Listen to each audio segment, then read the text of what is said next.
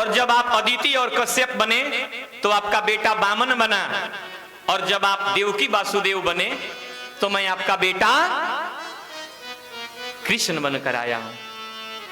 मैया कहने लगी ये सब बात छोड़ो, किसी का बालक 10 फुट लंबा होता है क्या?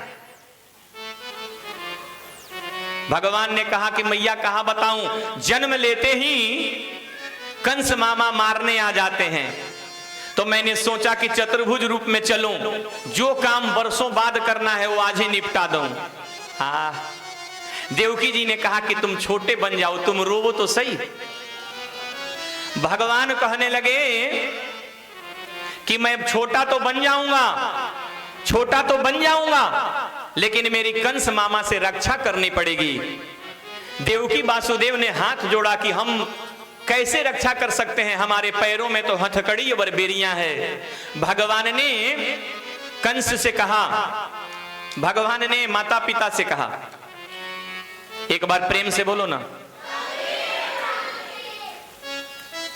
बंधुओं, कंस ने अपने माता पिता से कहा कि जीव जब मेरा आश्रय लेता है, जीव जब मेरा आश्रय लेता है तो उसके सारे बंधन खुल जाते हैं। वासुदेव जी जैसे उस बालक के तरफ बढ़े, सारी बेड़ियां खुल गई। रात्रि में वासुदेव जी लेकर चले।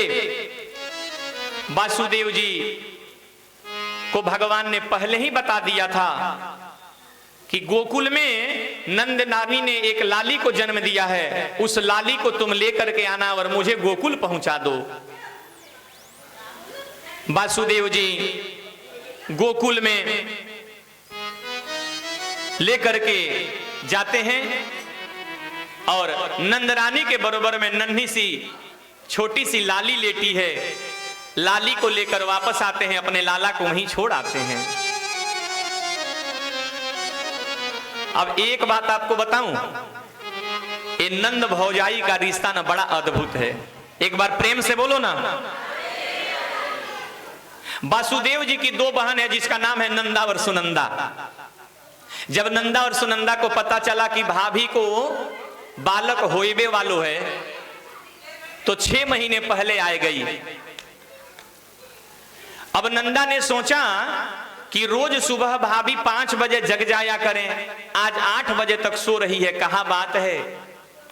दौड़ी दौड़ी शयन कक्ष में गई और शयन कक्ष में जाकर नंदा ने क्या देखा कि एक नन्हा सा बालक झिन्नी सी चदरिया ओढ़ के सोए रहो है। नंदा कहने लगी, अरे विधाता तुमने अच्छा सुना, बढ़िया सुना। झिनी सी चदरिया हटा के नंदा देख रही है, कहीं मन में आया अरे कहीं लाली न होए। अरे लाली होएगी तो 9 लाखा हार थोड़े मिलेगो, लाला होएगो तभी तो 9 लाखा हार मिलेगो। झिनी सी चदरिया हटाई, फिर सोचने लगी कहीं लाली न होए, चदरिया ढक दी। 21 बार हरिशरणम हरिशरणम हरिशरणम का जाप किया और झिन्नी सी चदरिया हटाई, मेरे प्रभु का दर्शन किया नंदा ने। और नंदा ने जोर से आवाज लगाया, बोलिए जसोदा रामनंदन भगवान की। भगवान रोने लगे। अब नंदा आंगन में आकर के थाली बजाई रही है। सुनंदा ने सोचा कि मैं भाई जी को जरा जा करके बताए दूं। पंडित जी कह रहे हैं कि गुरु जी 5:30 बज गए, मैं कहा बताऊं। एक बार प्रेम से बोलो ना। दौड़ी दौड़ी सुनंदा गौशाला पे गई, जहां पे नंद बाबा बैठ करके गोमुखी में माला लेकर जाप कर रहे हैं। और आपको पता है क्या जाप कर रहे थे? नहीं पता। नंद बाबा तो ये जप रहे थे कि मैं 85 का है गयो, अभी लाला भयो नाए, ना जाने कब होएगो। यही जप रहे थे।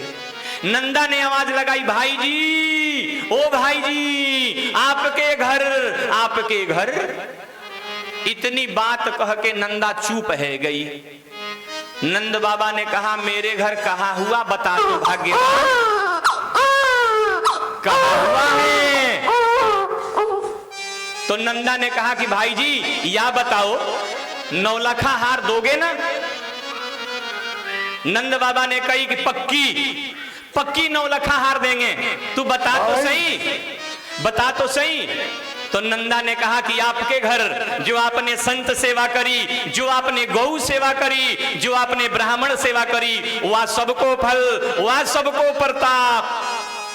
नंदा चुप है गई। नंद बाबा ने कहा कहा भयो है?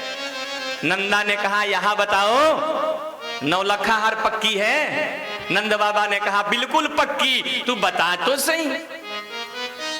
बड़ी साहस करके नंदा ने कहा कि आपके घर जो संत सेवा करी, जो ब्राह्मण सेवा करी, जो गौ सेवा करी, वह सबको फल, ब्राह्मणन को आशीर्वाद, ब्रज को रखवारो, आपको लाला भयो है।